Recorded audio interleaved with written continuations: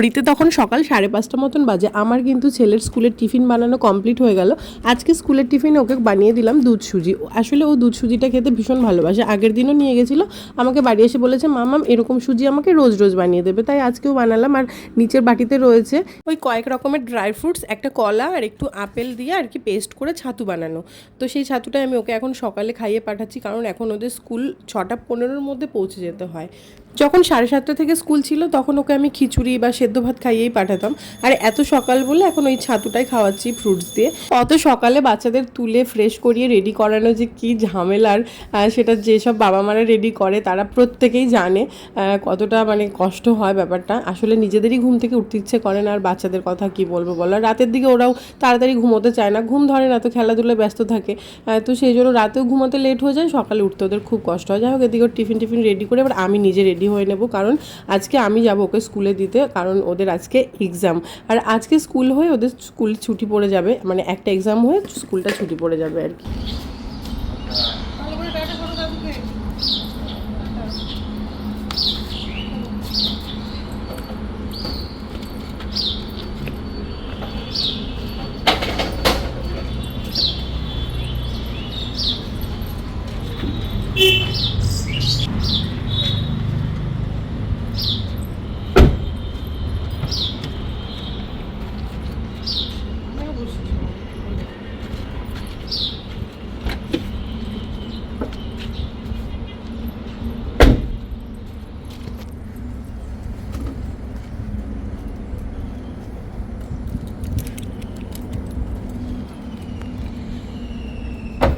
ওদের ডায়েরিতে লিখে দিয়েছে 6:15-র মধ্যে স্কুলে ঢুকতে হবে, তো 6:15, কোনো দিন 20ও বেজে যায়। আসলে ওদের 6:30 থেকে আর কি ক্লাসটা শুরু হয়, তো মোটামুটি 6:30-র মধ্যে ঢুকলেও হয়ে যায়। তো আমাদের আজকে ঢুকতে প্রায় 6:20 বেজে গেছিলো। আমার ইচ্ছে ছিল যে আজকে 6:10-এর মধ্যে ঢুকবো, সেখানে একটু লেট হয়েই গেছে। বাড়ি আস্তে আস্তে বাজলো এখন 8:10। এখন আমার কাছে রয়েছে হাতে সময় 1.5 ঘন্টা। এই 1.5 ঘন্টার মধ্যে এখন ব্রেকফাস্ট করব, তারপরে হচ্ছে রান্না করব। আজকে সেরকম কিছু রান্না করবো না, আসার সময় একটু মাছ নিয়ে আসলাম, মাছের ঝোল আর একটু ডাল কিছু একটা করে নেবো, কারণ 10টা 10:30-র মধ্যে 10টার মধ্যে রান্নাটা কমপ্লিট করতে হবে। 10:30টায় স্কুল ছুটি। আজকে ভাবছি একবার যাবো আনতে, কারণ পরীক্ষায় কী লিখলো হয় না, একটা টেনশান, বা সব কিছু বই টই বার করে নিয়ে আসলো কি না, এবার কিছু যদি রেখে চলে আসে স্কুলের মধ্যে। এবার যেহেতু 1 মাসের ছুটি পড়ে যাচ্ছে স্কুল, তারপরে তো বই পাবো না। স্কুল যেদিন খুলবে সেদিন থেকে আবার বাকি পরীক্ষাগুলো হবে, মানে আজকে ছুটি পড়বে, আজকে একটা পরীক্ষা, তারপরে স্কুল খোলার পরে বাকি পরীক্ষাগুলো হবে।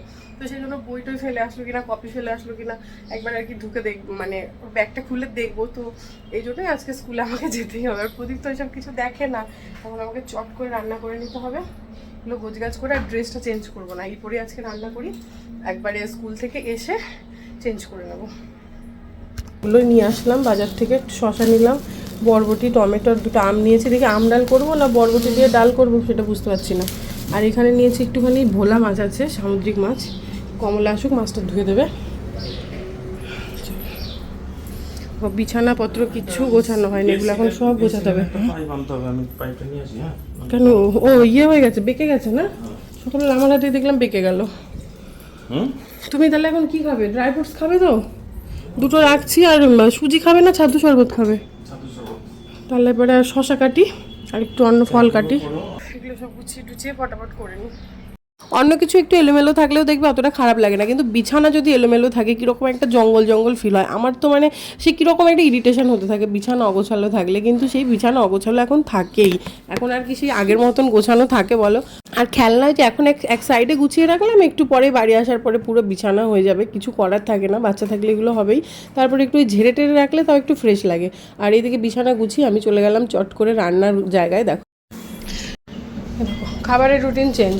বাবা বললো কি একটু এই যেহেতু এগুলো ভেজানো আছে বলে এগুলোতে একটু মুড়ি খাবো, শশা আছে, এই যে বাবার জন্য রেডি করে নিলাম সুজি, শশা, মুড়ি, বাবাকে দিয়ে চলে আসি। আর আমার শ্বশুরমশাইয়ের খাওয়া দাওয়া এইরকমই, যাই দিই না কেন সেটাই উনি কমাবে। মানে ওনাকে সবসময় একটুখানি করে দিতে হয় যে কোনো জিনিসই।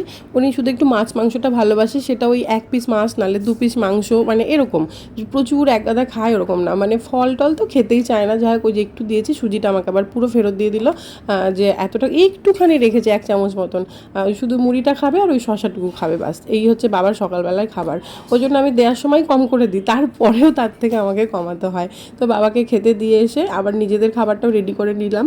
ওই মাঝখানে একটুখানি বসে খেয়ে দে, আর ততক্ষণে ভাতটা হয়ে গেছে, ভাতের ফ্যান ঝরিয়ে নিয়েছি, ডালটা সেদ্ধ হয়ে গেছে। তো এবারে হচ্ছে ডালটা আমি ফোড়ন দিয়ে দেবো, আর একটু আমডালি করলাম, যা গরম পড়েছে তো মনে হলো একটু আমডালি করে নিই, তো সেই জন্য সর্ষে শুকনো লঙ্কা ফোড়ন দিয়ে এই যে আমডালটা ফোড়ন দিয়ে দিলাম।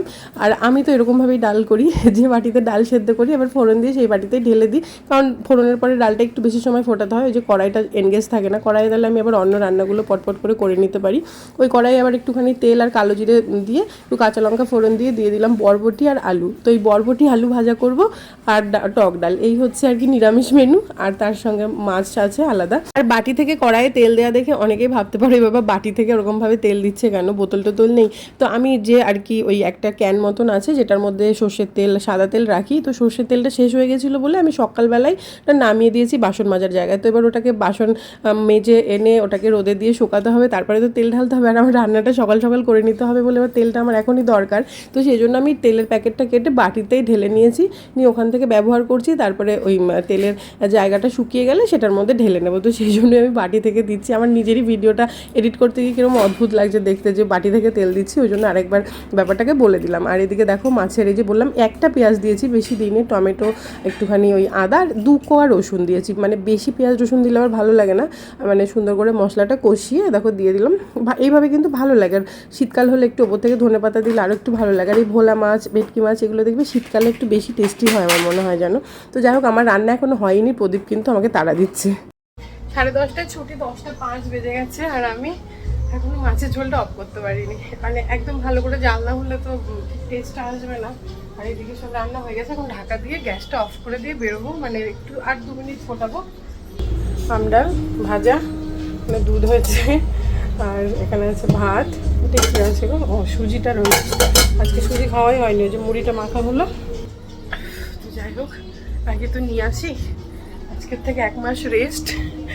মানে ছেলের থেকেও মনে হয় আমরা বেশি হাত ছেড়ে পাচ্ছি। সেই সকালবেলা ওঠা, ভোর 5টার সময় উঠে রেডি করা এ করা, বাপরে প্রচুর মানে একটা হ্যাপার ব্যাপার। সে নিজেদের স্কুল টাইমে করতাম, আবার সেই শুরু হয়েছে, কিরকম একটা হয়। যাই হোক, করতে তো হবেই, তাই না, বাচ্চার জন্য অর্ডার করবো। আর একটু ফুটে গেলে বাবা হয়েই গেছে বাবা।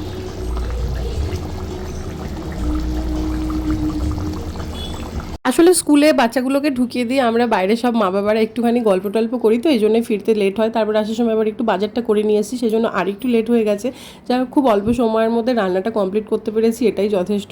আবার স্কুলে গেলে একটু ম্যামের সঙ্গে কথা বলবো, মানে ওদের ক্লাস টিচারের সঙ্গে কী লিখেছে না বসেছিল কী করেছে। আসলে বাচ্চা তো, ওরা মানে এক্সাম ব্যাপারটাই অতটা সেরকমভাবে বোঝে না, তো সেই জন্য একটু জিজ্ঞেস করতে হয়। তারপর দাঁড়াতে হয়, ছুটির পরে অনেকটা দেরি হয়ে যায়। আর এই গরমের মধ্যে বাড়ি এসে আর সেই রান্না করার এনার্জিটা থাকে না। তারপরে ছেলেকে এসে স্নান করিয়ে খাওয়াতে হয়, তো সেই জন্যই তাড়াতাড়ি রান্নাটা করে যাওয়া, এসে যেন রান্নার ঝামেলাটা না থাকে। কি এনেছো তুমি? এখানে পেছনে বসবে না সামনে যাবে? তুমি আবার দই নিলে, এটা আমার। তুমি কি নিয়েছো? তুমি কিছু নাওনি? আইসক্রিম? আবার এটা কি? এটাও তুই নিয়েছিস এতগুলো? বসো বসো, এইদিকে এসে, এদিকে এসে বসো, এদিকে খাতা বই, এদিকে এসে বসো, এদিকে এসে বসো, এইদিকে। হ্যাঁ আস্তে আস্তে যাও। পড়েছে, আর স্কুলে আসার আগে এটা বাহানা ছিল যে আমাকে আইসক্রিম কিনে দিতে হবে। তো এই যে হ্যাঁ, কি ভালো খেতে, খুব ভালো লাগে আইসক্রিম খেতে।